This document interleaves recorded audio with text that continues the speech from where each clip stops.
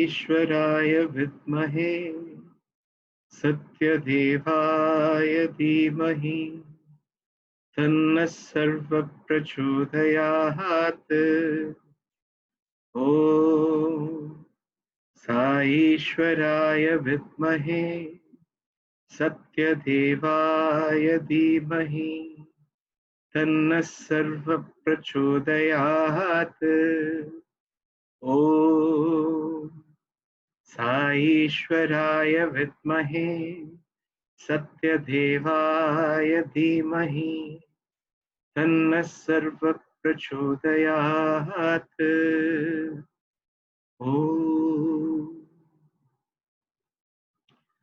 Sai Ram, everyone. We are absolutely blessed this Friday to have someone who actually inspired this series to start. We saw that wonderful Saturday Satsangh with four of the gems talking, and we said we should also have them talk to us.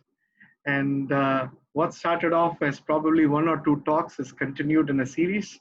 And today we have with us Brother Abhimanyu, who has been bringing a lot of alumni talking to us every Saturday. We can't thank you enough how Saturdays go listening to those satsangs. And today we have not only him, we also have some earlier speakers, including Brother Sonam, who is, I don't call him from outside, he's part of family, and Haryana as well. I'm going to let Brother Sonam say a few words on Brother Abhi, and we will then have Brother Abhi setting how the format for today's satsang is going to be, because he would like to have something that he shared yesterday with me, and I'm as excited as you are to listen to him later. Saira, Brother Sonam, need to unmute yourself. Om Sri Sai Ram. Sai Ram to everybody. I consider it a great privilege to introduce or say a few words about Abhimanyu. I won't say that he is a beautiful storyteller, because he already is a beautiful storyteller, and people have been talking about it everywhere. But then I'll introduce him to you as a poet, as a wonderful lyricist who has written so many songs on Bhagwan, and he keeps giving us the privilege to tune the songs. But more than anything, I look at Abhimanyu as a Rishi Putra. He is verily a Rishi, not an ordinary soul.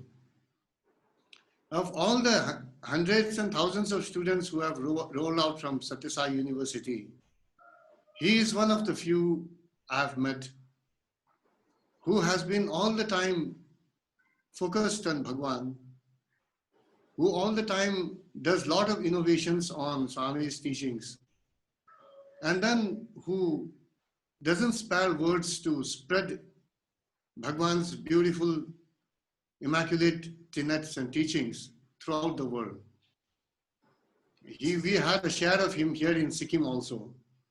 And when he came here, he mesmerized everyone with his, not only with his wonderful talk, his lecture, but with his profound knowledge that comes only through precept and practice, that comes through real sheer sadhana. And I look at him as one of the foremost sadhakas from Satyam Sai University, and that should suffice for today. Thank you so much. Sai Ram, Brother Sonam, wonderful. Haryana, you want to add something, or? Yeah. Please. Yeah.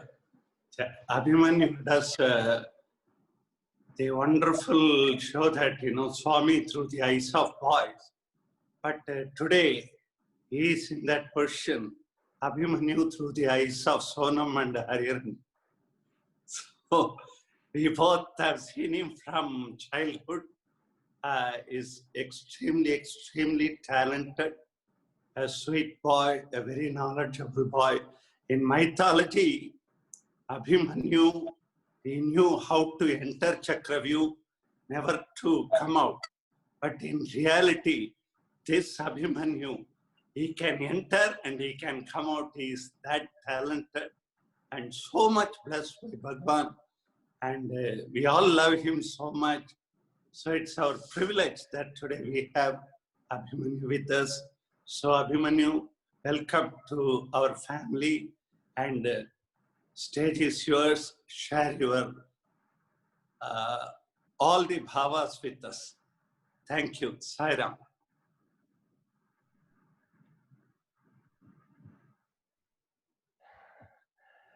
Om Shri Sai Ram.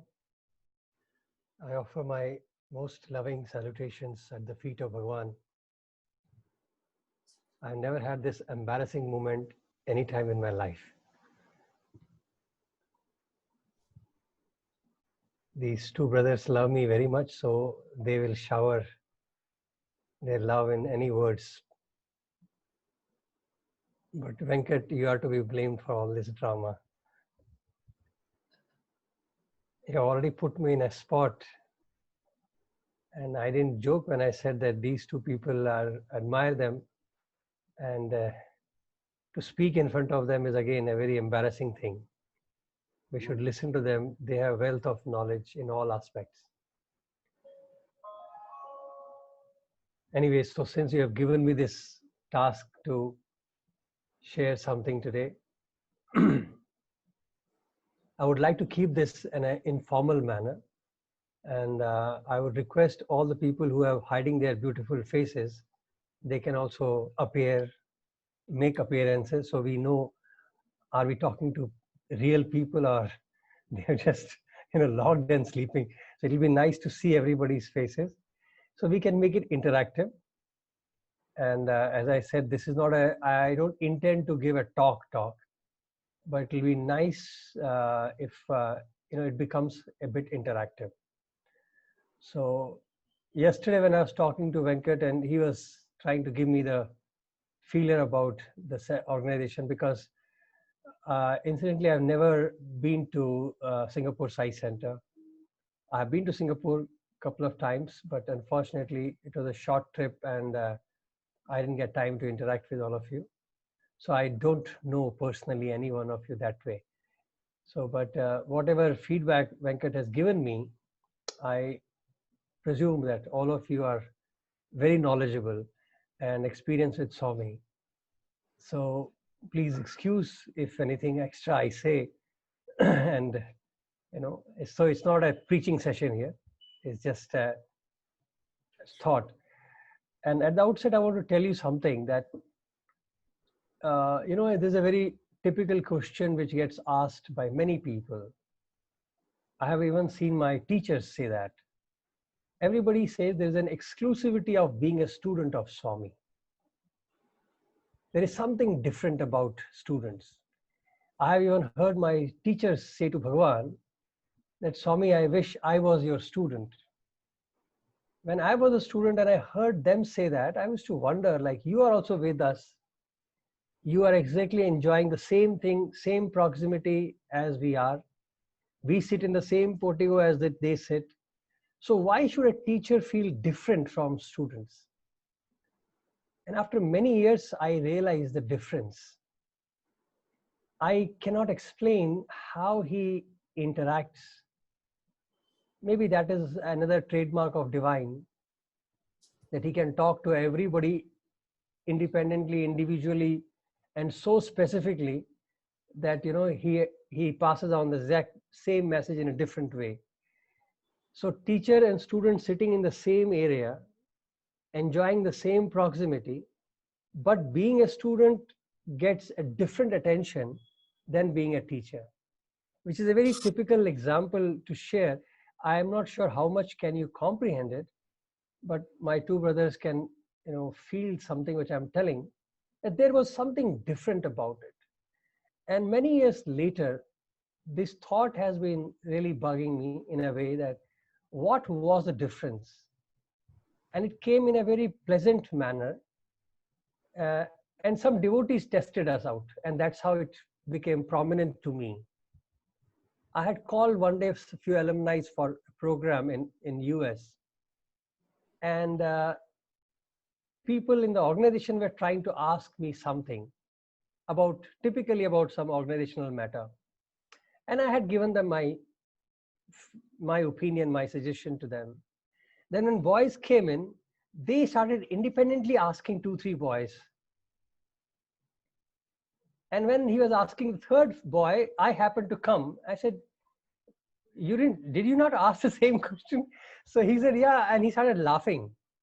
And he said, I was just wondering, like, how come all of you give the same answer?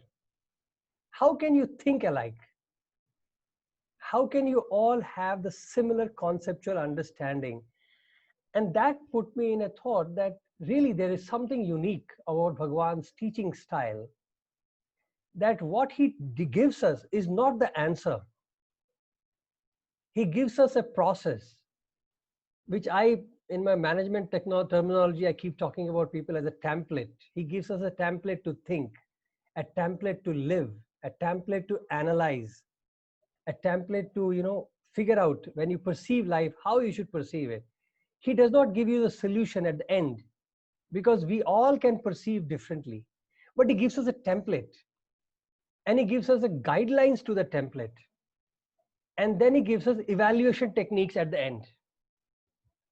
So how to perceive and analyze it, that we are within the boundaries. And then whatever output comes, you think that, have you got these desired output? If it matches, then you are on the right track, go on. Then I may differ, my output may differ from XYZ. It does not matter as long as I fall in the template. And that is what I felt, that I'm just sharing with you in a very different manner, because I'm a salesperson, basically I'm a management guy. So my brain works like that. So that is where I realized that Swami has given us an art of thinking, an art of looking at things. And it is not exclusively for students alone. He taught us. Probably the difference was that because he gave us that personal interaction, because we were really dull. You require dull people to be more careful. Like mother says, no, you care more, so mother puts you on your lap. When you become a little bit better, she puts you down. Then when you become independent, she said, now you go and eat yourself. So I guess we were the most useless people, so he needed to put us on the lap for some time and train us in that thought process, so that whenever we look at life or look at any scenario, by default, we just understand what to do. But if you ask most of us as to why, Haryana, did you think like that? I don't know whether he can justify why he thought, but he can say that this is what I feel. And that would be 99% right. Right in the sense, not because he's right, because that right will bring peace around it. That end result will be peace and satisfaction for everybody, majority. And that is how the output can be determined, that does it bring peace and love for everybody? So even if it can be small thing like singing a bhajan or not singing a bhajan, who will decide?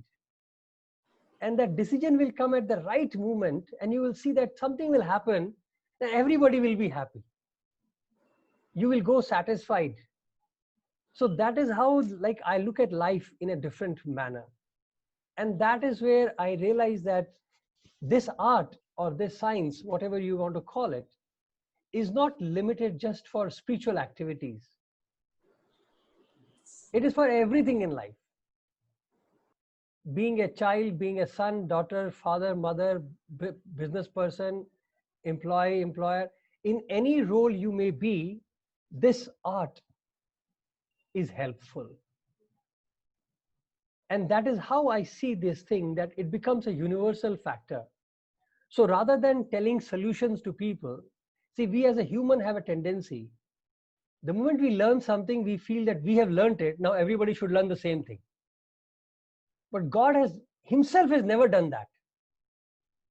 Imagine God coming to this floor and asking you, what do you think? Should we do that? That is how he is to start conversation. Tomorrow we want to have a program. What do you think? Should we have program? That is how Swami would ask.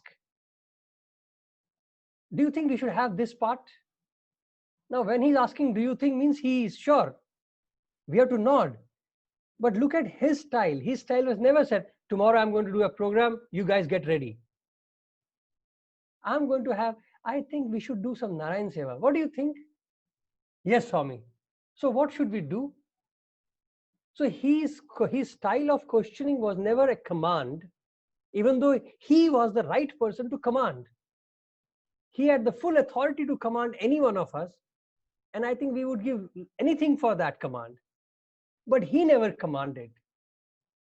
Whereas he taught us how to build consensus. He taught us how to raise that standard up, how to build team, how to have consensus, how to understand.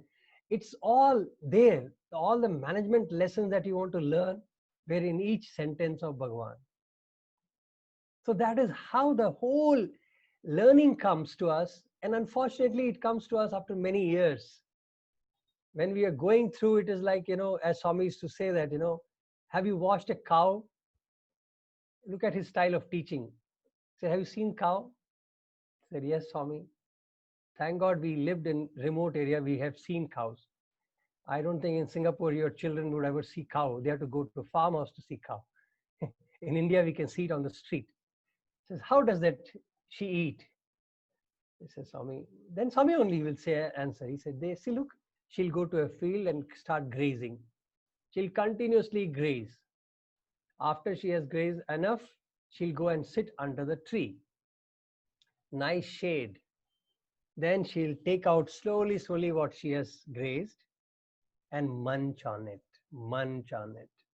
Only when she starts munching, that the juice, he says rasa, that rasa goes in and she derives life and energy from there. He says, this all what is happening to you today, this is munching. Sorry, this is grazing. So our life as a student was grazing period. We pretended to munch. If you look at the portico at that time, it looked like all saints sitting there. We had very good postures of meditation. Everybody thought that we have already arrived. We also got a false feeling that we have arrived.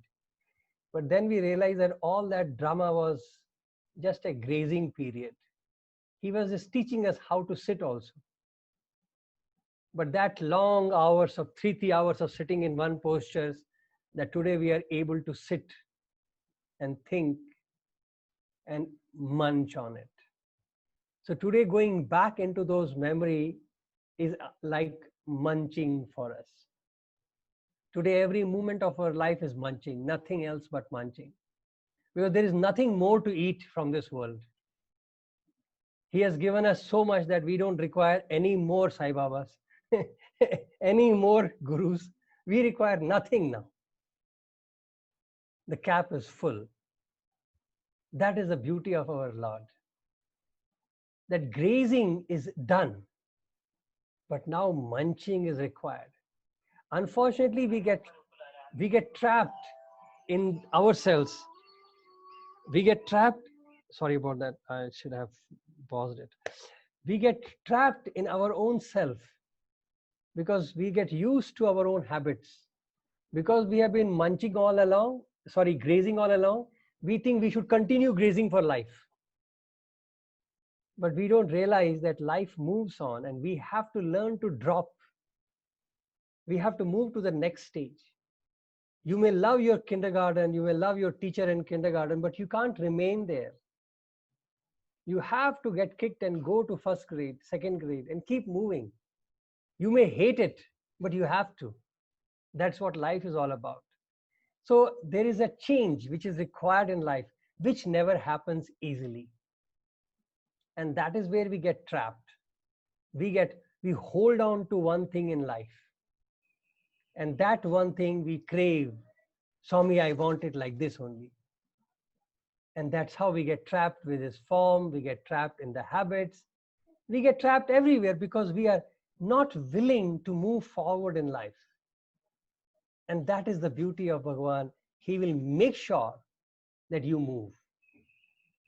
For that, even if he has to do 100 dramas, he has to abuse you, he has to kick you, he will do all that. Because he is that mother who does not satisfy just by giving leniencies. He will make sure that we grow. And that is the beauty of our Lord. So with this little background, sorry to put it in long background, I will now tell you the topic, why I gave you this. I don't know why I gave you this, it came out. But Venkat, can you repeat that 2 lines? Because the way you say it, I like that way. Fear without... Fear in terms of uncertainty, in times of uncertainty, and faith in times of uncertainty. So this is what he wanted to discuss, and he was sharing with me, because uncertainties are a lot around us. And thanks to Corona, this fear has also crept in. And he said, fear and faith in times of uncertainty, right? So how many of you, I can't again see most of you are hidden from me. So Venkat, I blame you for that. I'm going to, I'm going to request, please turn on your videos. The bandwidth is pretty good. So we normally turn off videos for bandwidth purposes at times. Bandwidth is good. Please turn on your videos. So, Okay, Brother so Abhi, I want to show of hands. Tell me how many of you really have this issue, the fear of uncertainty and faith in uncertainty, right? faith in times of uncertainty. Times of uncertainty. So how many of you feel that this is some topic that you would like to, so Just raise your hands if you agree. So I came up with this. Anybody who does not agree, please raise hand. I think all of you are raising hands. So, and if you don't agree, Hari does not agree. You agree? No, Haryana, not you. Down, Hari. There is a second Hari. There is a second Hari, and his name happens to be Hariharan as well, but I've kept it short to Hari. So yes, there is definitely the fear of uncertainty, and primarily the fear increases because of having family to take care of, and so basically your surroundings is what increases. So fair enough. So you are saying you also agree with that, right? So anybody here who does not have this problem or doesn't have this issue of, so all of you have it. Okay, good. So we can, Sonam Bhaiya does not have it. Obviously, I agree with that. Hari Allah doesn't have it. I'm very, very happy to hear that. At least we 3 are crazy people, so it's okay. But let me take you through another question now. And that is where I wanted all of your faces to be visible to me. What is one thing that Bhagavan expects from all of us to be used as his instrument? I'm trying to use the words which we are familiar with. Don't catch me with literally my words, but catch the essence. Like, everybody wants that Swami use me as your instrument for your mission, right? Yep. So I'm asking you, give me one attribute, one qualification that you feel is required by Bhagavan to be used by him as his instrument. Surrender. Surrender, that nobody can do. We can discuss the surrender part afterwards. Love also we don't understand, because the moment we understand love, there will be nothing left. It is such a huge, horrible, huge, humongous thing. Faith. Total faith. One sec. A small request. Once you speak, mute yourself back, please. Yeah. Otherwise, we'll have feedback. Yeah. Go ahead. Total faith. Total faith. If you have it, then the issues will not be remaining. I think acceptance. Acceptance of what? Acceptance of situations. How can acceptance make you an instrument? Acceptance will make you quiet. How will you become instrument? What does one factor which requires by Swami to be used by him as an instrument? We heard it Blindly actually. follow him. Blindly follow whatever he is given us the task to do. Blindly follow. Blindly follow. So So, close your eyes and follow Bhagwan. We heard it in a talk from Brother Hirok a few days ago, which was interesting, of Rabindranath Tagore's poem, Fearlessness. Where the mind Now is without please fear. don't put me in front of another brother, okay? So perception problem. So I'm not, the contextual Adjustment. differences can be No, there. I was talking about Swami talking about fearlessness being a primary factor. That means people who have little bit of fear are useless. They are gone case, poor fellows. They can't reach God. God cannot use them. I'm not saying that. No. Yeah. So my question is that, yes, Auntie Rosemary, yes. You have to Adjustment. unmute yourself. I tried it, yeah. I believe Swami expects us to use our intellect to discriminate. Like Singapore's relaxed on his... Then he can't use you. Then he will let you go and do whatever you feel like. Because Swami has said that you do your best and I will take care of the rest. Correct. So that means we are doing our job. Then he's not doing, we are not doing his job then. We are doing what we feel is his job. Correct. So he cannot use us. Then we are using ourselves as we want. When he says, I want to use you, what is required by us then? Oh, I see. Okay. For me, I would say, Swami, I leave it to you. You know what is best. You use me the way you think that I can be useful. Yeah. Yes, Preeti. Being egoless. Is it possible? It is not. It is definitely. Then don't not. say that. I think Egoless means we are not existing at all then. Then how can you be instrument? I think, Adjustment. brother, if I take the example of, so being hollow as a flute, so that he can play his melody. How can you be hollow? That he has to do it. For exactly, that, what we have to do? That is the question. Yes, Mr. Vidya, I don't know. Adjustment. Adjustment. Adjustment to the situation. Adjustment also is a self-effort. That means you are still willing to act. So then how can he act? As long as we are acting, he won't act. Do you see the beauty of Bhagwan? There's only one qualification that he expects us. And that is, he put it, availability. Can you be available for me? That's it. He doesn't require any qualification from us. He doesn't expect that you should have abilities and capabilities, that you're smart and I am this, I can dedicate, I can surrender, I can do nonsense, because we can't do anything. He will throw us out in seconds. If we think that I have self-confidence, he'll break it. If you think you are useless, he'll make you king. He can turn upside down. So what he expects from us, he says one word: be available for me.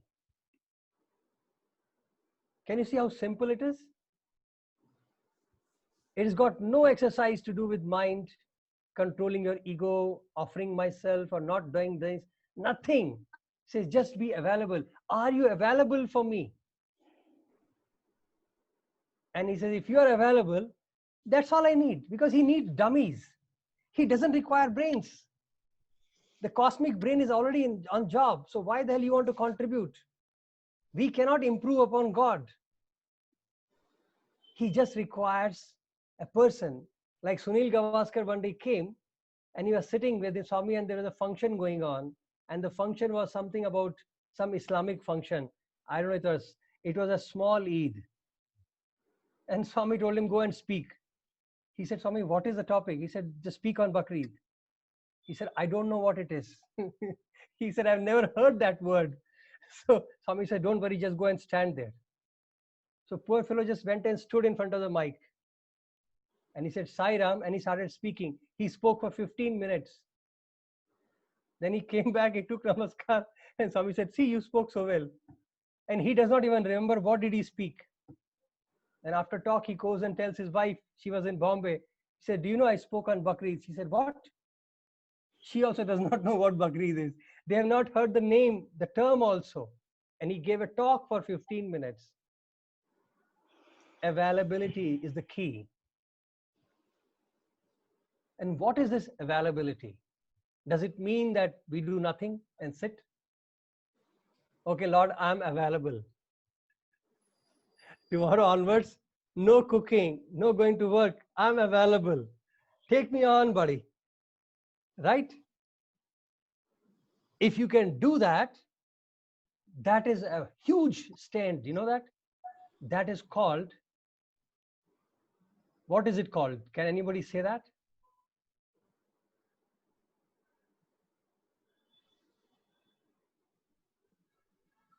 Sharanagati? No. Okay. If you can't do, that is karma, that is nishkam karma, and that is karma tyaga. It is like when you stop acting. That is very high standard of yoga, in which you do karma tyag. So that becomes a very high stage, and that we are, unfortunately, I'm not saying that anybody of you can be, but I'm just saying it is humanly very difficult to reach that stage in which you just sit and do nothing and still have complete surrender to God, in which you have no differentiation, and that time your personal act is not happening. Whatever happens through the body is so natural, so accepting, that you live in that state. That state also Bhagavad Gita has explained as karma tyaga. So it is very different stage. But then next lower one is when we do an act with a complete surrender. Okay, Lord, as she was saying, you do it and offer it. That is karma yoga, in which you don't get attached to neither the action nor the fruit of the action. Right? So that is how the next stage is.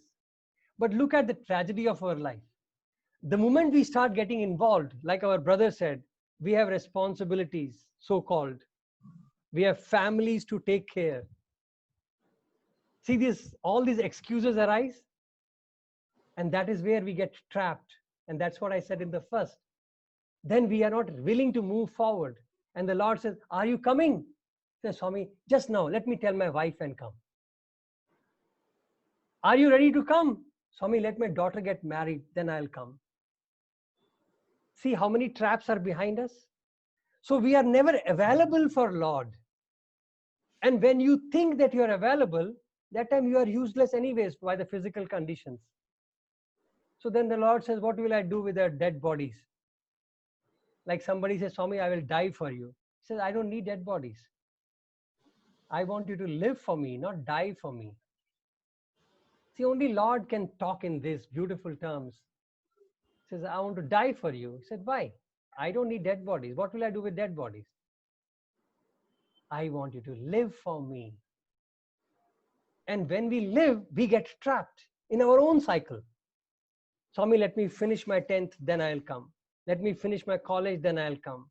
Let me get married, then I will come. Let me have my children settled, then I will come. So when will you come? So you are not available. And then we say, Swami, I will surrender myself. I have bhakti, I have this. All this is a drama. So look at where we are and what we talk to Lord. And we get trapped in our own complexities which we have created, unfortunately. So if you really think about it, then what are we eligible even to talk about surrender? Nothing. Because there is nothing to really do, but we have trapped. So one day one boy asked, we were all sitting together, and I think this was even shared in some talks. I'm sure you must have heard it. Boys had come from, all over. We were sitting with Bhagwan, and somebody said, Swami, life is becoming very difficult, Bhagwan. Both husband and wife have to work. and we are not able to take care of children and give the same environment and education as you have given us. Some boy told that to Bhagwan. And Swami, we enjoyed our childhood here, but unfortunately, even in US, we are not able to provide that kind of culture and tradition, and that. And Swami very nicely was listening, and he made few statements, like something he said, the countries are not good or bad. It is the parent. So if the good parents, good children, like that he was talking about it, And then he went on discussing about why one should work and why one should not work and when should not work and all that. Then somebody said, Swami, it is so difficult that we both must work. And because of the work pressure, we don't get time to breathe, Swami. And how I wish I could get time to do, some seva and something like blah, blah. That fantasy words are there because that's how we have grown up. So Bhagwan kept quiet for some time, and then he looked up and he said, boys, do you see that mountain? And outside mountain is there. Mountain ke upar, he was talking in Hindi, like, he speaks in Hyderabadi Hindi style. Said on top of the mountain, there are many trees, small, small trees are there. And then you have insects also there. Yes, Swami. So he said, who feeds them? Who waters them? So there was no answer from anybody. We were all like looking at him dumb. And he said, boys, if I can take care of those insignificant insects and plants, you, after all, are the precious creation. Won't I look after you? And that actually should pause us and think about it, that Swami, so what is the struggle we are in? So he doesn't expect us to even, struggle and kill ourselves for job. Somebody says, Swami, we need to work, both of us need to work to maintain a standard. He said, that is not your standard, that is your greed. How much do you need to survive? You are chasing your greed, and that has got no limits. So not only both of you will make your children also work tomorrow, because there's no limit to that. So when I look at all of that, I created a format templates out of that also. But when I look at Corona today, I find everything of what he said just becoming apparently prominent in front of me, Now all of us have free time. We are forced to have free time. Most of us are not working. We lost our salaries. Correct?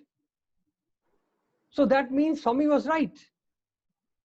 Have you anybody has gone hungry today for last 3 months?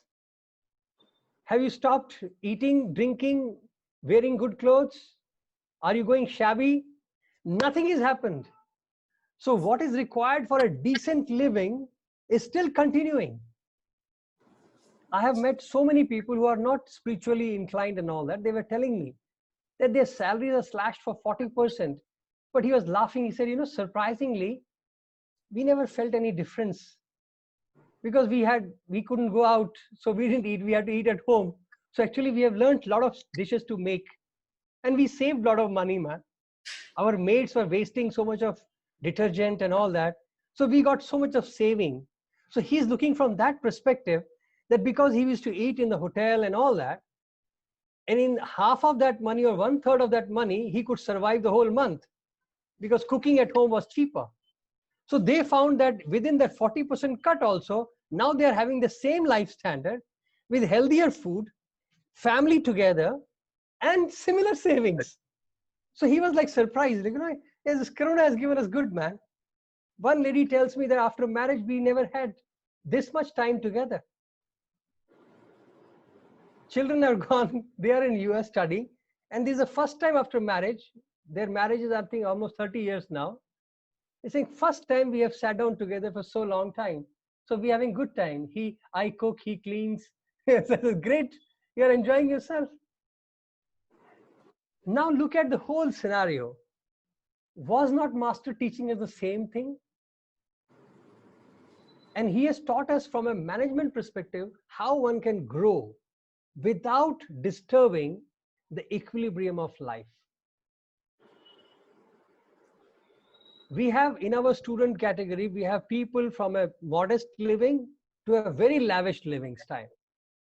But none of them, I have seen, at least to my experience, I would say majority of us, just to put it on a safer words, I have never seen anybody straining themselves to maintain that life. So in whichever standard of life Bhagavan has put us, everybody is happy. It is very santosham kind of scenario. There is nothing, no tension.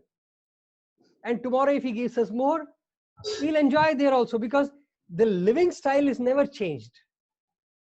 The only difference could be tomorrow, yesterday I was walking, then I might have gone on a bike, then in the car, and today I may fly. But the routine of going to a center or doing something is not changed. And that is the beauty of Bhagavan. So when we look at this, the whole scenario, it becomes a very interesting, life experience. That what has he done to us? And if he tells us any moment of time, I'm sure they are my seniors, but if I tell them, Sonam Bhaiya, Hari Bhaiya, Swami is calling you. It doesn't matter what they are doing. Because there is no attachment to anything. See what our position is. If Swami tells us, I'll give you an example, I'll give you a practical example to contemplate on. Then you will see how the life changes. Say for example, Swami says to XYZ, suppose anybody, who is there? Pawan. Hi Pawan, Sai Ram. So suppose Swami says to Pawan, Pawan, go and construct a house here. And Pawan has a target to finish this house within 6 months of time. Hypothetical scenario, okay? And Pawan says, because Swami has said, I must do it. After 2 months, suddenly Swami says, Pawan, leave that. I want you to come back. Come back, and I have something else for you. I need you to compose a music here.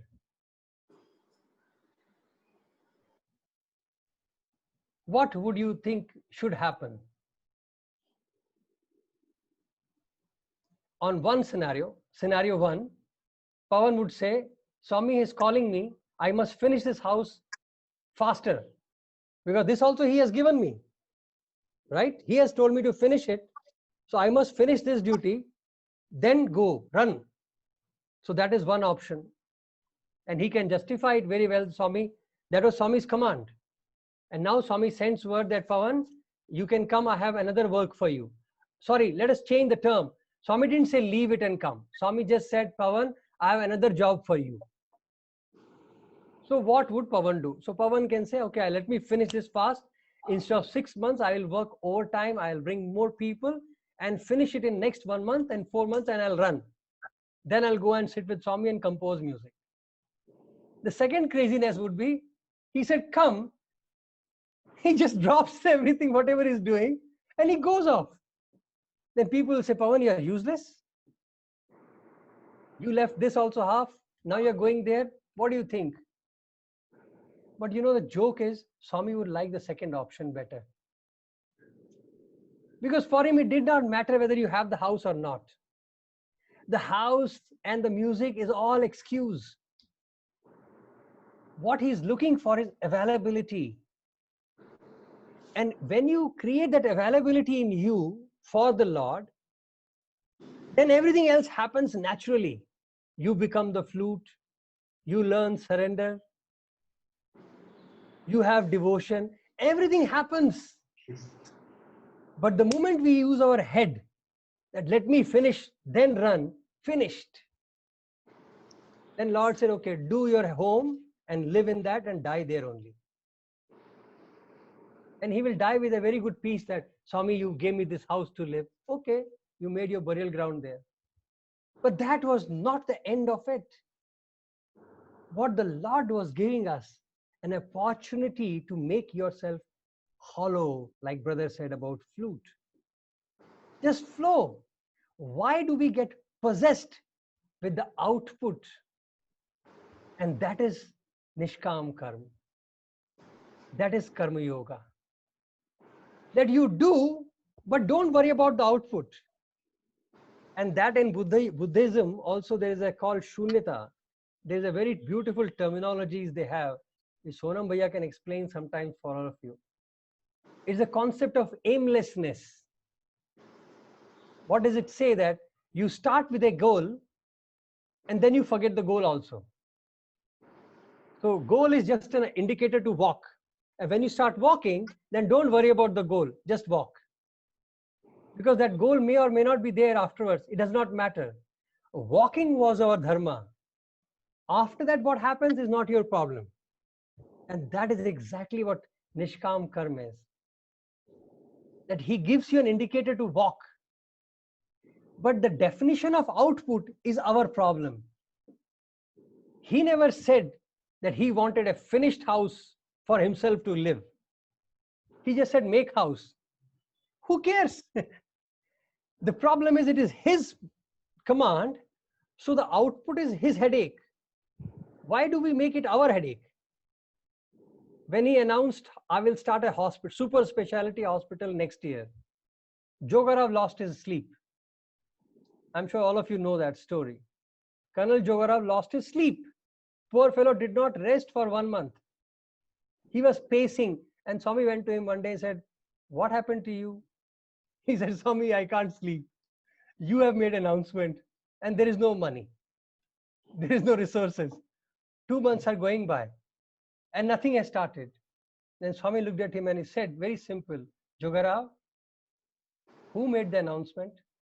Said, Swami, you. Whose name is at stake? Swami, you. Said, then why are you worried? You do what is required for you today. Don't think of future. See, the beauty is that because the way we get trapped in defining the output, that is our problem. Because output is something which is not in our hand. And I can tell you, I'm sure Bhaiya can, anybody can tell you hundreds of stories that how he has shown us each time that we are not in control of the output. I was a band player, I used to play trumpet. I would say I'm the most unmusical fellow. I sing in between 2 shrutis. So you can imagine my caliber of singing. So they are all laughing. And I used to play trumpet. And for 3 months, we were only practicing notes. And that story I've told many times. We were playing notes and Swami came and one day he did like that. He did like that and we started crying. Because he said, Swami, 3 months have gone by and we are still doing tee, tee, tee. We are not going forward. When will we learn to play? Then when we will learn the ragas or the music songs? And we have to march with that. And only 1 month left for the annual time, that convocation.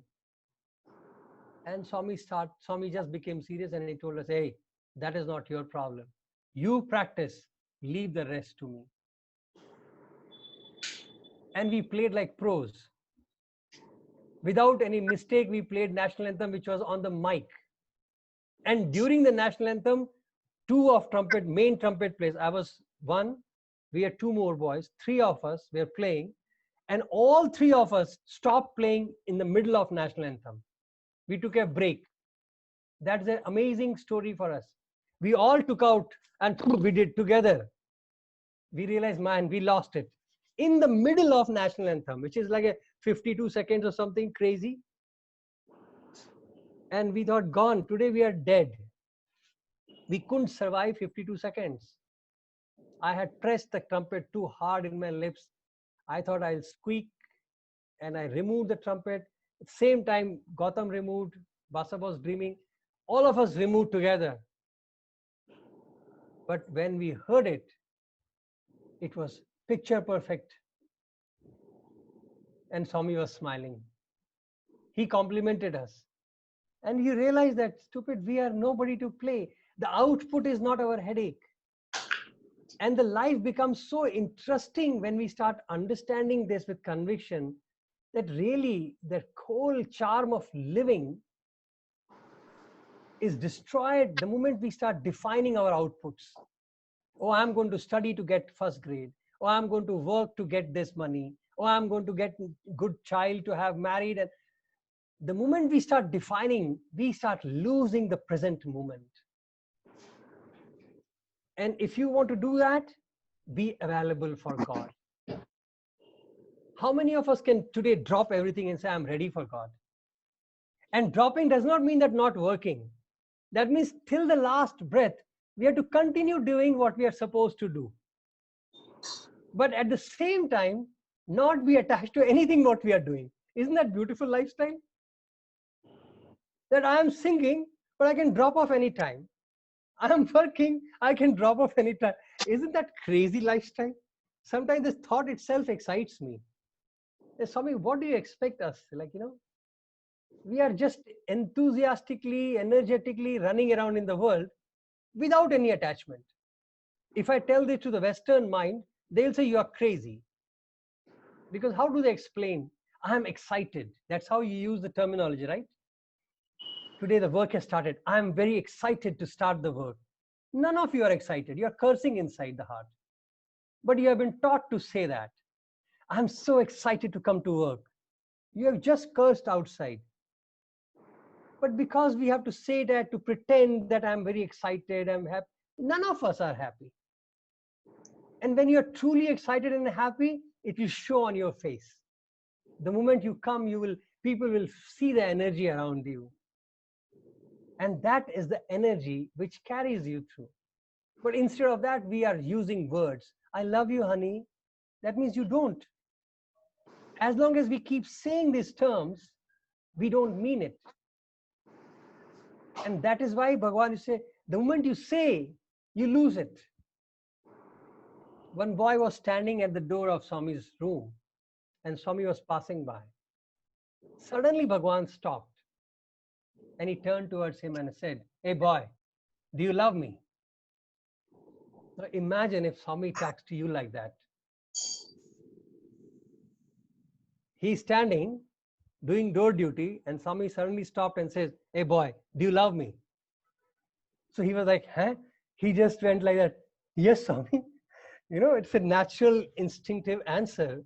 Yes, Swami. Swami said, no, Ra, you like me. You don't love me. And the boy went really pale. He didn't know how to respond. And Bhagavan immediately continued. He says, boy, if you loved me, you'd be lost in the love. Just because you said it, that means you still don't love me. Look at the profundity of Bhagavan's love. He said, the moment you said it, that means you have still not loved me. Because if you loved me, you will be lost in my love. The words won't come out. But the moment you said it, that means you don't. And then he came out in public also, he said, none of you love me, you like me. You all like me, but you don't love me. Our Lord's standards are very high, no doubt about it. We can't, touch those things. But that is the truth also in a way, because we don't know what love is. How can we say, I love you, Swami, when we don't know what love is? When he says, I have thousands of mothers of love together, cannot put together, cannot even comprehend my love. So how the hell can we love him? How the hell we know understand what love is? Our love dances around our salaries, our jobs, our lockets and chains. So how can we understand the magnanimity of that love? Our love fluctuated whether he looked at me or not. I used to always laugh at it. Do we go for darshan or we go to give darshan? If you have a think about it, people said, I had a good darshan today. Why? Because Swami looked at me. Have you ever analyzed that? When Swami's eyes look at my eyes, I say, today was a fantastic darshan. Why? Because Swami looked at me. So were we going to give darshan or we were going to take darshan from Swami? Isn't that fantastic thing that we were always confused? Because he came out every day beautifully. And you could sit anywhere and watch him and you'll admire his glory. Rather than killing yourself in the front and catching a very sharp glimpse, if you just sat little back, you would have seen the beautiful form with comfort of your place and admired and just absorbed him. Whereas we ran and killed ourselves to get one glimpse, to catch Swami's eyes. Whereas this 5'4" was not visible, but 1 inch eye mattered for us. So we were giving darshan to Swami, we were not taking darshan from him. Imagine the whole priorities in our head were very different. I really wish with this small little knowledge, we could again go a replay with Bhagavan, you know. I always say, Swami, can we have a replay? Because we have really messed up. I have actually, personally, I feel, a lot of lost chances. The joy of being with the Lord itself should have been so fulfilling, then there should be no desire to even sit in front or back or here and there. I am with Lord. Imagine that grace to be in that circle of Bhagavan. Wow. But instead we were crying that he didn't look at me. Are you that important that he should look at you? He gave us the importance to come and sit. And we forgot that. So imagine, forget about availability. We are trying to God to become available for us. See the reverse order?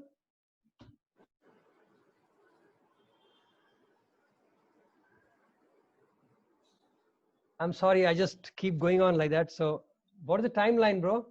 Are we doing fine with the time? Doing fine, and it's all adding up. So keep going. Okay. It's adding up very well. So now let us go back to the line which our brother Venkat said. Fear in times of uncertainty and faith in the times of uncertainty. Now look at these sentences. They look very ironically different to me, Now you are all nodding with me. I'm happy about that. See how the sentence itself becomes so meaningless later on. That, now we start laughing at ourselves like, Swami, what the hell I was asking you? Because the moment you have that understanding, then there is no fear. There is nothing different about uncertainty. Somebody was having cancer and he was almost about to die. And the person came, maybe he was depressing or whatever, he was getting depressed. So the person said, I'm so sad, I'm dying. The person who came to visit, he said, I am also dying. And who is not here, who is not dying? It's just a matter of time. Maybe today I am, tomorrow you, day after tomorrow somebody else. Who the hell is going to stay here forever? So what is the beauty of dying? Why are you afraid of death? The problem is when we start defining the output again, that I am dying today. Wow. Honestly speaking, today, if I know I'm dying, I'll be happier. Unfortunately, death also won't come to us easily. That also we know. Otherwise, we should have gone at the same time when Lord left, We tried. One of our brother even tried. He went and jumped into the lake. There is one boy in Bangalore who could not bear it. He drove off into a lake. He went and Jal Samadhi. After some time, he woke up in his room on the sofa, drenched in water with seaweeds all around him. He was teleported to his room. And when he got up, he was wondering, how I came here? He was wet. So then he heard Bhagavan's voice. Says, not now, you have work to do. This has happened to one of our students. So even death is not in our hand. So we can't even die. And you are worried about death?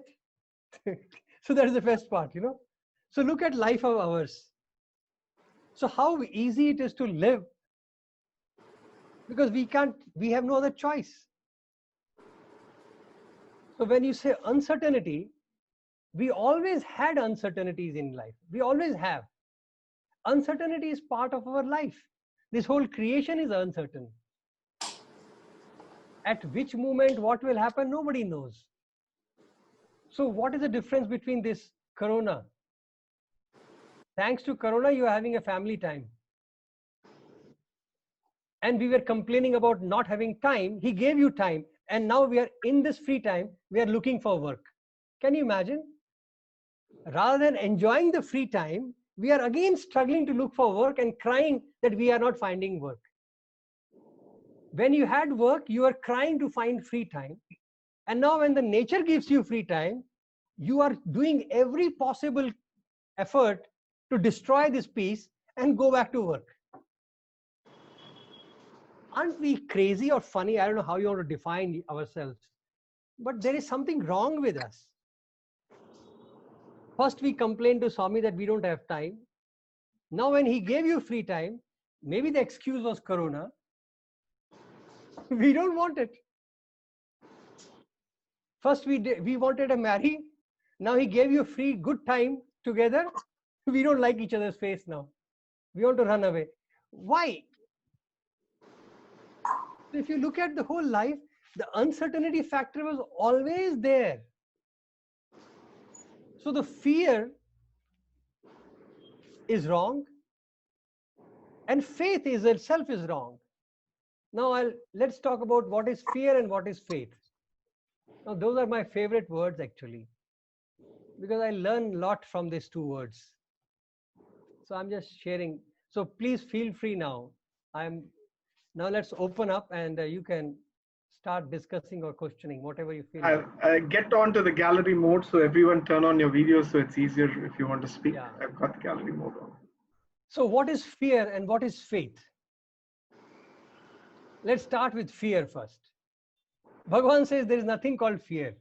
Fear is an imagination. Can anybody define what is fear? Brother, I think the entire insurance industry is a fear. No, that is a business output of fear. How you commercialize fear, that is insurance. But I'm asking, what is fear? That is a commercialization of fear is insurance. Insecurity. Exactly. Insecurity is fear. So that means anytime you have insecurity, you are fearful. Yes. So insecurity of life, insecurity of, okay, that's a good interpretation, that insecurity makes you fearful. So insecurity comes from where? Sister Vidya, you had something to say. Go ahead. You wanted to say something. Unmute yourselves when you speak and mute yourselves back. So sister, when you said fear is uncertainty, right? Yeah, fear in insecurity is like when you don't meet up certain standards, like, I should study in this college, or, I should be in this job. When you're not able to, have that, you feel insecure. When you don't reach to a certain standard that you aim for. So that is insecurity. So now you are defining insecurity with your output issues. Correct? So that means your effort is wasted because you are judging your effort with your output. So that is that you are actually torturing yourself by doing unjustifying yourself. You are beautiful in your effort. Why do you compare your effort and undermine your effort by output? That is actually not insecure feeling. That is actually output issue, that you have wrongly defined your output. Insecurity is the right word for fear. But what is the origin of insecurity now? What is the origin of insecurity? Where does insecurity come from? I think the idea of fear coming in is probably when we are judging whether what we are doing is going to give an output.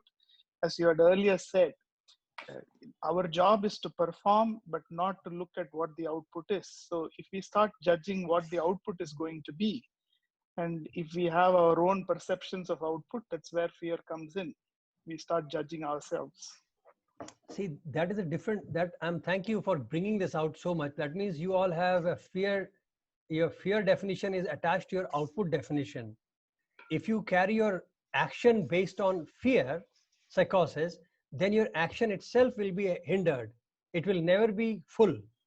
You will never be able to give your best in your action if you're fearful of the output. So that is a wrong thing, sister. If you are thinking like that, then I would say you require a serious realignment, because you are not able to give your best if you are working with fear. That is not right. But what is the origin of fear? If you think about it, it is not the output. Brother, Output is because you have defined your output for something. I'm asking that. You follow me? If you have expectations, because there is some expectation attached to the output, and because of that the fear enters. That's why I'm asking you, what is the basis of output? Attaching fear to output will hinder your action itself. Agreed. So what is the basis of output? Fear, I'm asking here. Brother, I think it is the absence of faith in yourself, and also the lack of faith in Almighty. What causes fear? I like this. Okay. I like this. So you have gone totally inside now, which is very good, Hari. Thank you very much. Now you have taken the twist to the whole different level now. Correct. So, okay. So now you have actually hit the bullseye, so I can't go back. Let's take a step forward then. Okay. So now if you look at it like that, the fear actually comes from ignorance. And ignorance comes from lack of faith and the knowledge about self. So you have gone 2 steps forward, and that's fine. Ultimately, that is what it is. But if you look at the fear, actually comes from ignorance. You look at a rope and you feel that it's a snake and you get afraid. It's lack of knowledge.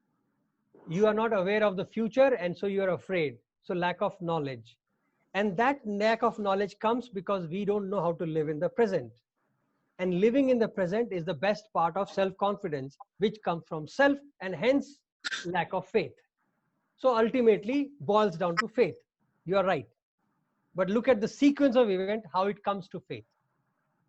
So now you have faith issue also. So which means, sister, there is nothing called fear. If it is a hypothetical scenario that we create based on our ignorance, ignorance is nothing but unreal. So basically, there is nothing, you create something, and that something you create fear. So the basis of fear is hollow, correct? And that hollowness stands on lack of faith. So now let us think about what is faith. What is faith? Who can tell me what is faith?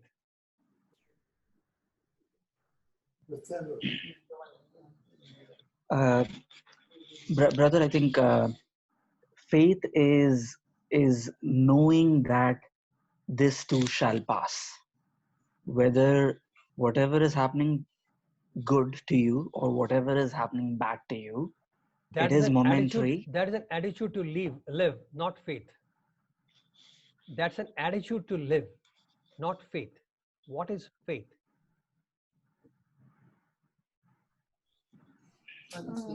Faith is believing in something that you don't know anything about. That is a very good definition from the dictionary. Whosoever gave was perfectly right. But that is a definition. If you open the Google, you will find that definition. So it's a Google definition of faith. So we are looking at our definition of faith. What is faith? Going back to what you said, brother, faith is an inner feeling that tells you that if an ant is being fed and an elephant is also being fed by some divine power, then whatever happens to me will be taken care of. That is a faith in terms of action, that you want to live like that. So you are using faith to live like that. What is faith? Faith gives you that attitude that ant and everything is fed by God. But what Yeah. is faith? Do you see the difference? Faith makes you think like that.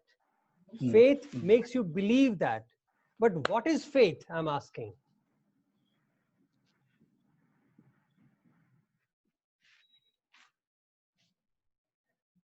Sorry to make you all think. In terms of using patience and perseverance, if we use the word patience, being patient about something, can we relate that to faith? No. Sorry to be so direct, but that you are not the doer but the instrument. What does it mean? Every action that you do, right? If you believe strongly that you are not the doer but the instrument, then you don't have any impact with the consequence of what happens, right? So that allows you to believe. I mean, that's as good as someone says dive, you dive. That's You have given me a good dimension of faith. Go a little bit, one step more in. Venkat, you have reached. You are knocking on the door. I want you to open the door. Brother, Hari hi data, Hari hi bhokta. Isn't that faith? Hari Annam Prajapati. No, that is execution of faith. Okay.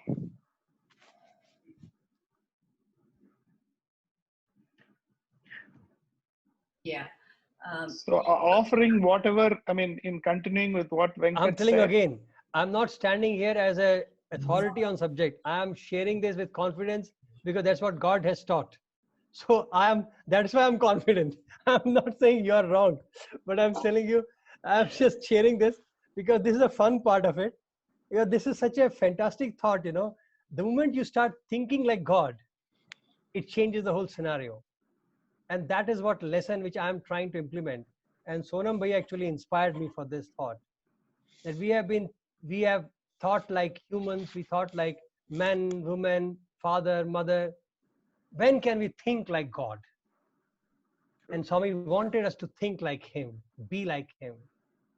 And as long as we don't learn this trick, we don't attempt to think like him, we cannot act like him. So when he says, be the message which you want to be, it's not possible unless and until the thought starts happening. So this process is one which I have learned from him, that we have to start thinking like him. Like, what would he say? When we say, Swami, what is faith? Like we said, what is worry? He said, worry is nothing. Is your imagination. So he'll look at him like, what? That Google does not tell me that definition, Swami. But his definitions are always very unique because he goes to the source of that word. So similarly, what is faith? Brother, I'll give another attempt. So when a child is thrown up in the air, yes, it is still smiling, and it knows that there's someone there to catch hold of him. So that is faith. Very good. That is a very good example of faith. Now put a word to it. What is that? When the mind does now, not. Venkat and Hari, whatever you have said, mix that and give a word to it. Yes, you have now given a good dimension of it. He knocked, you jumped. Now let us enter. Maybe conviction.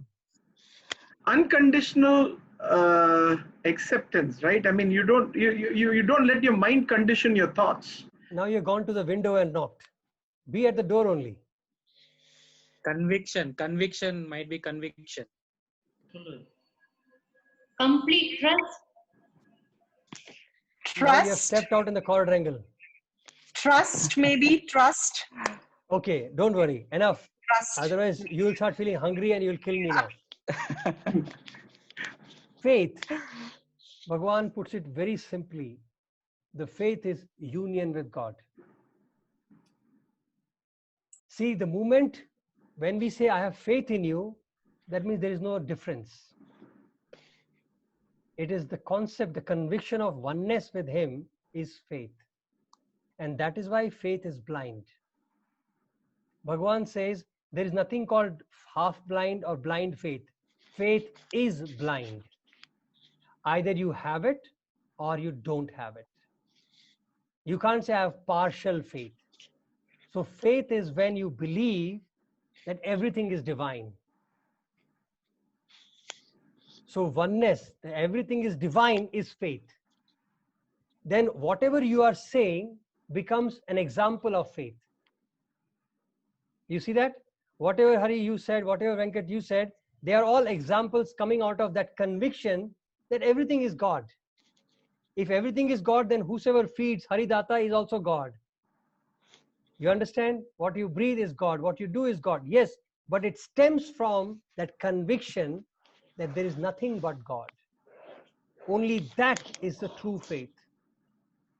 So when I say I have faith in God, it also reflects surrender. It also reflects acceptance. It represents oneness. I have faith means there is no differentiation between me and my master. Yes. Can you have faith without experience? Because good question. I need to experience before I can have blind faith. Good question. It's like, which came first, egg came first or chicken? So did the faith come first or experience came first? So because the faith gets stabilized with experience and experience enriches the faith. Bhagavan gave the answer for that also, that faith came first. When the child is born, the child has got no experience at all in life, but it has a natural faith in the mother. The child never questions a mother, mother, which milk are you feeding me? Have you sterilized yourself before you touch me? Nothing, no questions asked. So which means the faith is instinctive and intrinsic in humans. The faith is intrinsic, innate in the being. Faith is like egg. It is always there. It gets sharpened, blossomed, enhanced through experiences. But we cannot depend on experience to have faith. Have faith, experience will follow. But if you say, I will wait only till I get experience to have faith, that means you have forgotten and you have missed the point of knowing what true faith is. Because faith is there, innate. We are made up of faith. We are born with faith. That oneness was already there. That is why the child does not have to say that she is my mother. The moment mother holds the child acknowledges it and gets quiet. That is connect. That is faith. Nobody tells the child that she's your mother. The moment she puts her in, now biologically we can say, oh, he understands the heartbeat of the lady. It doesn't work like that. The faith comes. That is a biological explanation that heartbeats match and then the child gets calmer. But the same child can get calmer with other ladies also. Because once the connect is there, then it's fine. That connect is oneness. That connect is belief that, yes, I am in the safe hands. And that is instinctive, innate in the child.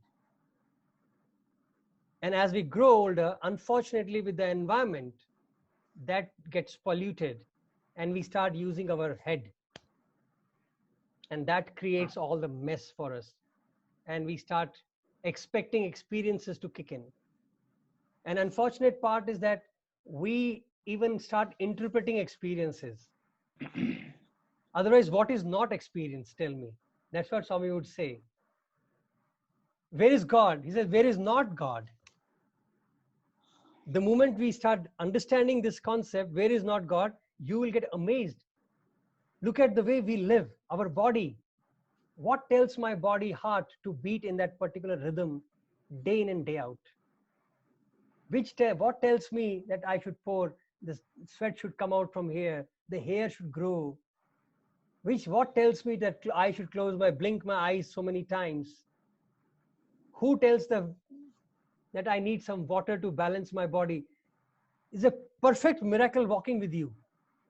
You are walking miracle yourself, and we are looking outside because we don't know how to look for miracles. There is nothing in this world which is not miraculous. It is so perfectly rhythm. Swami said, look how I made your body. If it is 98.5, it is perfect. 99 means you have fever. Can you imagine that? Look at the perfection of the body. What a rhythm it is. 99 means you have body, your temperature. One day he was joking, he said, look at the cow. You feed her all the garbage, grass, everything. In return, it gives you milk. Can any scientist produce that kind of machine? You take the garbage and gives you fresh milk with all the protein. That is a miracle. Isn't that a beautiful miracle of life? How does a seed carry the whole tree?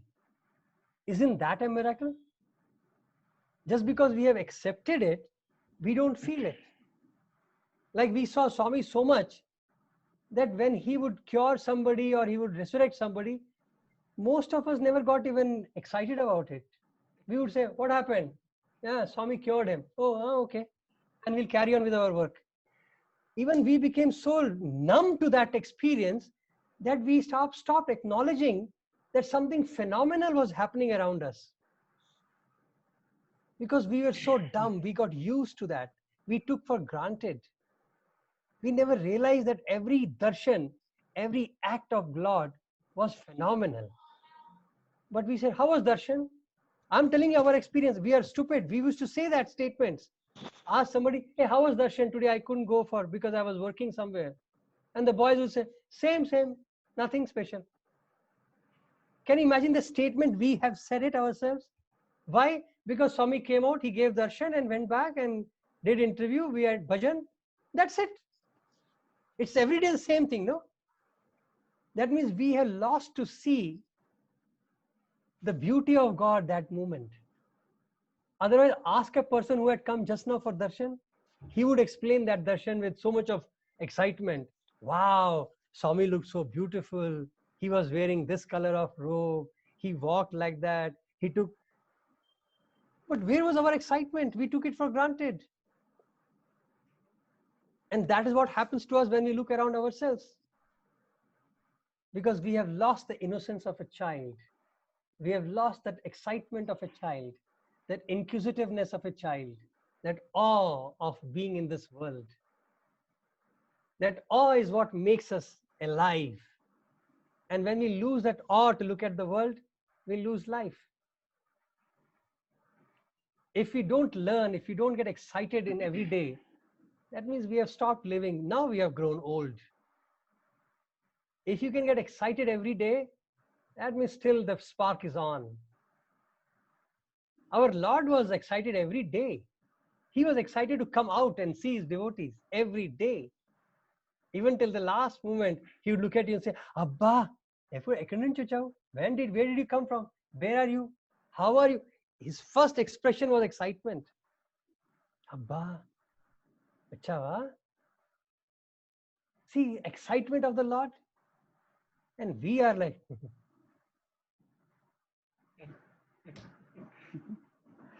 so the faith is that. So if you look at the faith in uncertainty, again doesn't make sense. Because uncertainty is not in our hand. It is part of the nature. So faith should not be combined with uncertainty. It does not matter whether your goals happen or not, whether things change or not. That cannot happen, change the faith. Faith, how can faith be dependent on my output? Then it is not a faith. How can faith be dependent on something which is transient or depend on anything for that matter? So if you combine and say faith in the times of uncertainty, that means you don't talk about faith. You don't know what faith is. So laugh at the person and smile and say, God bless you. Well, how can you talk to somebody who has got no clue what faith is? And you're trying to understand faith in uncertainty. That means you don't know what the faith is. Because the moment we understand faith, then the concept of clubbing it with uncertainty or anything won't arise. Uncertainty is part of life. I'm speaking right now, I can collapse right away. That is uncertainty. I can jump from the 10th floor and still smile. That is uncertainty. How can I join that with my faith? The faith is my existence. If I am being, that is faith. If faith is not there, I don't exist then. My existence is no longer possible without faith. So faith in uncertainty is, I would say, oxymoron kind of a statement, right? And fear in uncertainty, again, stupid, because it's so foolish. What is already changing, how can you stop that? Like that is the first chapter of Bhagavad Gita, right? when Krishna says to Arjuna, you are stupid, I thought you are intelligent. That's how Krishna starts the dialogue. That you pretend to be an intelligent person by asking this question, but you are very stupid. If you are crying because somebody is going to die, then you are foolish, because the body is anyways going to die. And if you're crying because Atma is going to die, then you're again foolish, because Atma can never die. So you are pretending to be intelligent, asking question like an intelligent man, but you are the idiot. That's how Krishna starts the dialogue. So isn't it? That is how the Gita has started. The first chapter is this only, that Arjuna, you are behaving in a very weird manner. I thought you are intelligent. I thought you knew something. But why are you crying? Brother, can I ask a question here? Yes, brother. Yes. And this question, of course, I would be really glad if all three of you could answer, Uncle Hariharan, yourself, and Sonam Bhaiya. So Abhi Bhaiya, you said that can we try living like Swami and being like Swami is the biggest question. But I'm trying to understand the difference between the creator and the creation. So the Swami was never negated, right? So no one questioned Swami in terms of, so my question is, no one went against him, right? How So do you know people went against him from the day one. So till the day last, they went against him. No, but the entire organization and all the devotees around him, they would simply obey him, respect him, talk politely, talk lovingly. So Swami versus us, where different situations in life, you have people behaving different to you. They will go against you, they will go with you. So if you can show me one person who has followed Swami, I would stop talking. So no, I mean, if we had followed Swami, but no, brother, I'm telling honestly, at least we're trying to follow him, right? We're trying to follow him. So if you talk like that, then that's why I'm telling you that's your perceived notion. You will not believe how much people have negated Bhagwan. We have negated him. Forget about others. Have we followed him? No. Right. If I followed him, I would not be talking to you, brother. I will be in some other zone. We have never been able to follow him. Okay. So it is not. He has faced negation from the day one. That is his destiny. I would say like that. So it is not. The difference, it's not that. When brother has initiated this thought that think like him, is like in spite of everything against him, how he continued to follow his mission and passion. Everything against him, born in a poor family, born in a remotest possible planet, a place on earth. To reach Puttaparthi used to take like 3 days with all the possible mode of transport. Train, bus, bullock cart, horse, walking, swimming, then you reach Puttaparthi. So there was nothing you would reach Puttaparthi easily, okay? Yeah, but again, I've been a staunch follower of Swami, since my birth. I was blessed to born in a family where Swami was already there, but he had his miracles to attract people, right? I mean, don't we have the miracles? Hari Bhaiya's singing is his miracle. Sonam Bhaiya's composition is his miracle. My talking is my miracle. Your smile is your miracle. Brother, we all have our miracles, but we don't brother, trust, acknowledge yeah. it. You are looking at miraculous chain and watches that every street No, of course not. produce. So Absolutely then forget not. about Yes, it. yes. No, but The greatest so what miracle I'm which trying Lord to did was understand, transformation. And that he did from a different angle. But those criteria are not right. And that is not the reason. So your question, I will rephrase it. You want to ask, when I say think like God, what does it mean by thinking like God? Don't worry about projects. Even I have started school, maybe small. Hari Bhaiya has started many of these people like that. Sonam Bhaiya has his own school, man. He has his own trust. We all are doing things. There is nothing which God has done something extraordinary. Of course, his scale has been a mammoth scale, but he has made us gods. Even each one of you, if I pinpoint and I ask, you all have done miracles. That is not the criteria of God. Don't judge Swami as God because of those things. Don't interpret Bhagavan as God just because he has created something, he has materialized something, or he has made hospitals and water projects. Those are not for God. The only miracle he has done in this body, really miracle, is transformation of human beings. That you and I can't do. I can't change you, you can't change me. Exactly, And for that, he has not done any miracle. He has worked hard for that. He has spent days and years with us, chiseling these stupid bodies. We have still not improved. He has worked hard, brother. 24/7 he has worked hard on us. So that is not the way to interpret Bhagwan as God.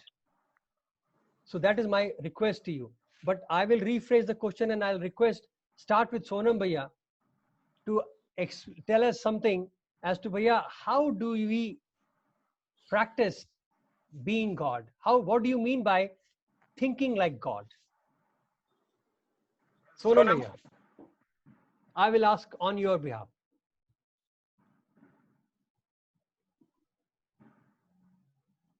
Sairan, just the other day, I was telling this very group about that great experience with Bhagwan in Vrindavan, inside the safe room, when we were just getting ready for the evening bhajan, and somebody was carrying a magazine, The Mountain Path.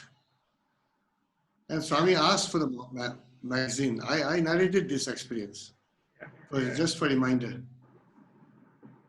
So he looked at the magazine and said, do you also read the Sanatan Sarthi? So he said, yes, Swami, I read the Sanatan Sarthi. Swami said, how do you read the Sanatan Sarthi? Do you read it from cover to cover? Or do you jump from picture to picture? Or from event to event? Which part of, because all of us, we are selective readers. Then Swami said, Swami, I read this, I read that. Swami said, but then you read everything except what I have said, what I have written. Because Sutra Vahini, all those things are all the time there. The whole Sanatan Sarthi is nothing but it contains the tenets of Bhagwan and nothing more. So you don't read those parts. You are happy with the news and views, and then pictures. Then Swami looked at me and he said, you come from a mountainous region, isn't it? And I said, yes, Swami. Swami said, have you seen the mountains? And I said, yes, Swami, I have seen the mountains. Have you scaled any one of the mountains there? So I said, no, Swami, I never tried. But you already live on top of a mountain, so why do you need to scale anything? So I said that, Swami, normally Sikkim is in the foothills of the mountains. I'm not on top of the mountain, but at the foothills of the mountain. And then Swami said, have you ever guessed how tall the mountain is sitting right at the base of it? So I said, yes, Swami. Swami said, it's wonderful to be on top of the mountain. People do these stupid things. It's a very stupid sports which people play by climbing the Everest and jeopardizing life. Instead of that, why don't you go deep within yourself and find, instead of Himalaya, you find the Hridayalaya, Swami said. Then that day, Swami gave a beautiful definition of looking at the whole world down there from atop the mountain. Swami said, once you scale the mountain, once you scale the peaks of the mountain, then you understand the majesty of that mountain, the depth of that mountain, the wilderness of that mountain, the beauty of that mountain. Everything is known to you when you scale the mountain and get on top of it. So in the same way, Swami said, have you ever scaled the mountain? Then Swami said about every saint being a peak. Swami said every saint who has come in this world to teach people through precept and practice, these saints are, each one of them should be likened to a mountain. And it's a great privilege to scale these mountains, reach on top of them, to understand them at that level. So you have to raise your consciousness to the higher consciousness. Then Swami said, have you ever tried to scale the mountain called Satya Sai Baba? He asked that question. Oh God. So everyone was aghast, like no one had any answer.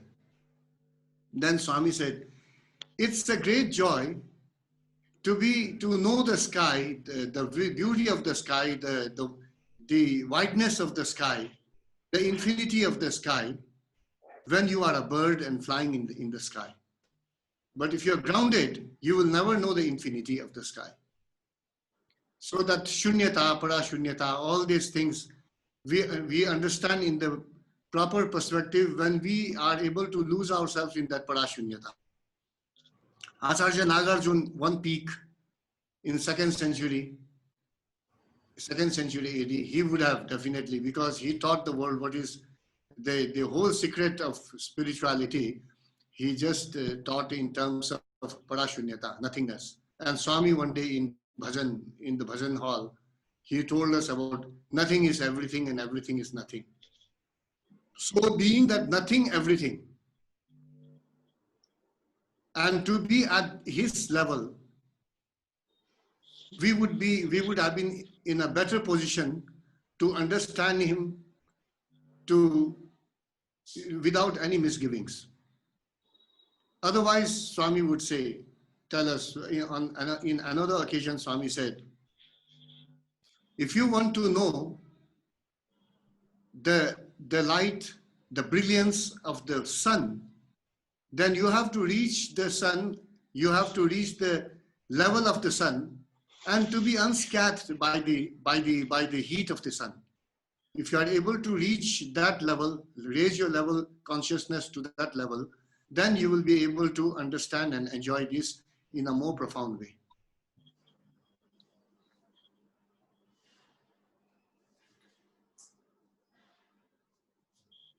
To scaling the mountain called Satya Sai Baba, that is important. And for that, you don't have to really foot it up all the uphill, vertical. It's all going within. That's what Bhagavan says.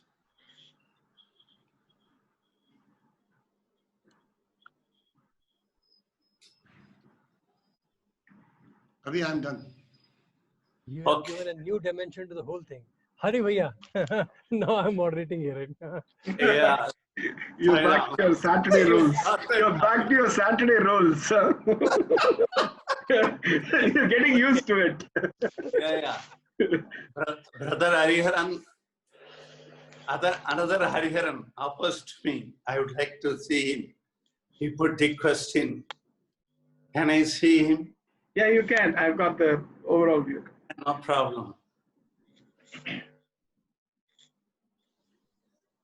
Yeah, brothers, Abhimanyu was too good. He has finished the subject, and brother Sonam also. But still, because I'm asked to talk, so I'm sharing my heart with Hariharan brother. You asked that how to be God, something that you asked. It is not by dressing up or imitating or anything one can become God. Regarding Swami, how he taught us how to be God. Very simple, which I shared on the other day with Rudrakaliman Center also. That, Swami, we are talking, you say that, like Swami had lots of devotees who listened to him, this, that, everything you talked. And as brother Abhimanyu put it, how do you know how many people were not following that? And all those things keeping in mind, I want to share with you a small thing. Swami, if we worship today Swami as God or anything, we define Swami as God, it is because Swami, as I told on the other day in a village, there was some problem, people were against him. They were against him. And there was a person who stopped him in going to the village. But Swami told, I will do my duty, let them do their duty.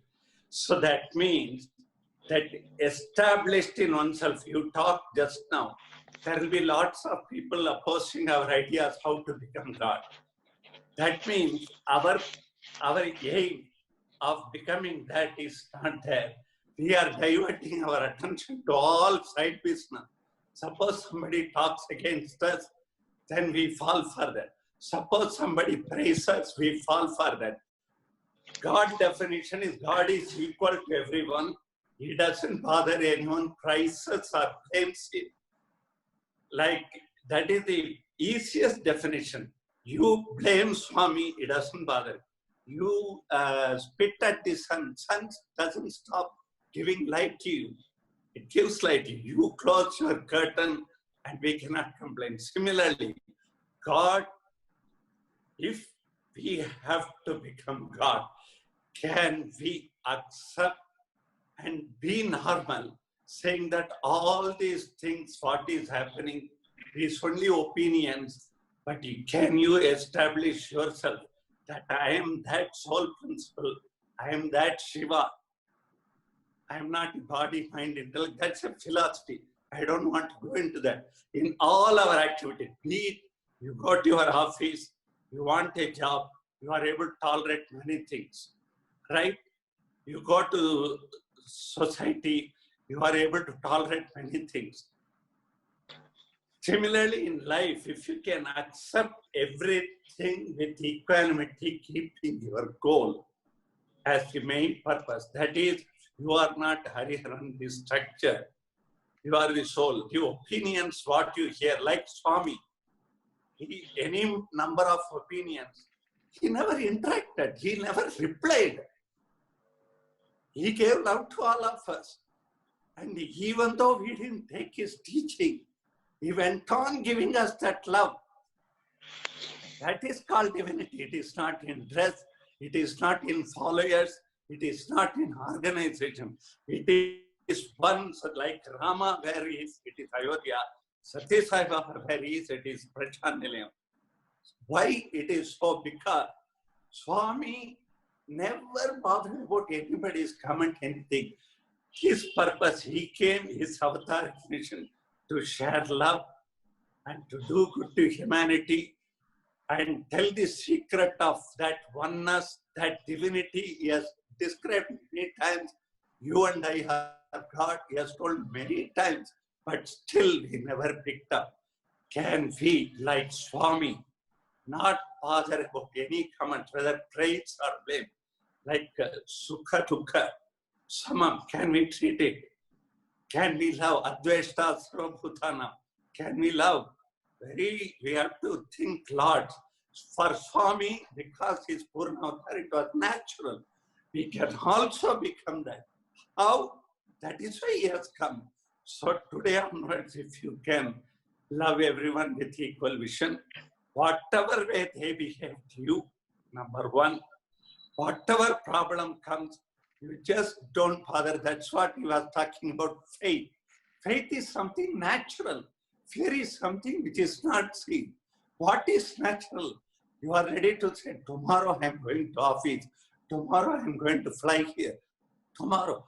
You are very sure of tomorrow. That is faith. When that faith is there, can we also have that? I am part of that Vishwavirata Swarupa Swami. I am part of him. Let me not bother about praise and blame, and let me go in my way. And it is only he who is guiding me. I am in his, with him I am traveling. Then finally you will know there is no him, there is no you, because you will know both are same. Can we drop everything? That is the way. It is not in miracles. It is not in followers. It is not in anything. It is just that so-called that established himself in himself, so that he doesn't bother about anything what is happening in this. Can we? Then you can become Baba. So let us try that. It's not I'm that, you are that, or anybody. But we can try. Krishna, so he's God, so he can do, I cannot do. We can try. Very easy. It is very easy. So let us bother about dropping all these praise and blame, whether in family, whether in society, wherever, in official or business, anywhere. Can we drop this and go in our route? You will be successful materially, world-wise, and the spirituality is same. It's added in everything. You become one with it. That is spirituality. Swami never separated anything. On the other day, Sonamji was telling, there is no two words. There is only one word. It is spiritual word. That's what he meant. So let us understand. Okay? Sai Ram, I hope I could share a little bit of my heart. Thanks, Abhimanyu and Sonamji. It was wonderful to have all of you. Singapore brothers and sisters also. I think, Abhimanyu, you are fantastic. You brought the theme beautiful. And Brother Sonam, always we look up to you. You are as usual fantastic. And our Singapore brothers and sisters, they are two wonderful family, which we all know. And Abhimanyu, you wouldn't have met anybody, but they love you so much. That is why we wanted to have you, because they love you. The way whatever you do, they love you so much. And we are happy to have you. And, we are looking forward more and more from Sonamji, from you, from all our all our students also. Thanks a lot. Thank you so much. It's a pleasure. So Venkat Bhaiya, anything else? I think you've gone to it. Actually, some of the thoughts that you said were actually the key thoughts that why I made the statement, but I couldn't explain it in the sense when we had a discussion. But it's a lot clearer in terms of not looking at the output, but that part of it was where the confusion was, and I think. It's been a wonderful session, probably the first where we have had it so interactive. And as I said, I'm grateful because Swami has been instrumental in getting you to inspire us to have these sessions. And you're right in saying that there should be some, although you don't look at the output straight away, but there has to be an inner purpose towards what we're doing, or whether it's measured now or measured later. But I think you have definitely clarified some thoughts that